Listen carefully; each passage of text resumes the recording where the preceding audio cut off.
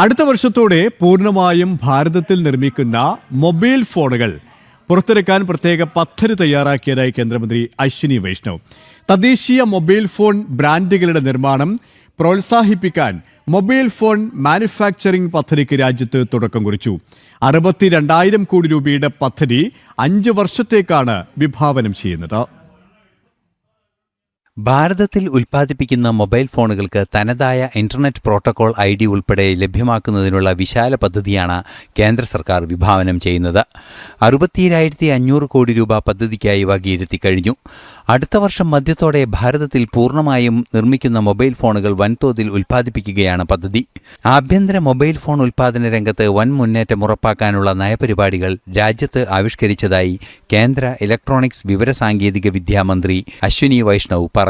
TS2 target segment 2 is for supporting Indian IP, Indian design, Indian brand. That's a fundamental initiative. It's a very ambitious initiative, but we have taken in consultation with the industry.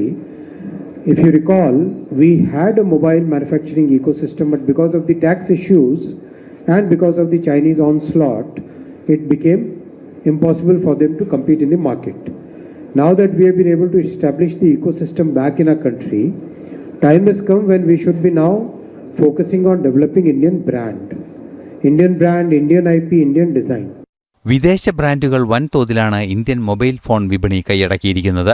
പുതിയ പദ്ധതി അനുസരിച്ച് 3 Indian കമ്പനികൾ രംഗത്ത് നിക്ഷേപം നടത്താൻ തയ്യാറായി രംഗത്തെത്തിയിട്ടുണ്ട്. പദ്ധതി പ്രകാരം സാമ്പത്തികമായും അല്ലാതെയുമുള്ള പിന്തുണ മൊബൈൽ ഫോൺ നിർമ്മാണ രംഗത്ത് നിക്ഷേപിക്കുന്ന സ്ഥാപനങ്ങൾക്ക് ലഭ്യമാകും. 2026 ഏപ്രിൽ 1 മുതൽ പദ്ധതിക്ക് മുൻകാല പ്രാബല്യവുമുണ്ട്. ന്യൂസ് ഡെസ്ക്, ജനം.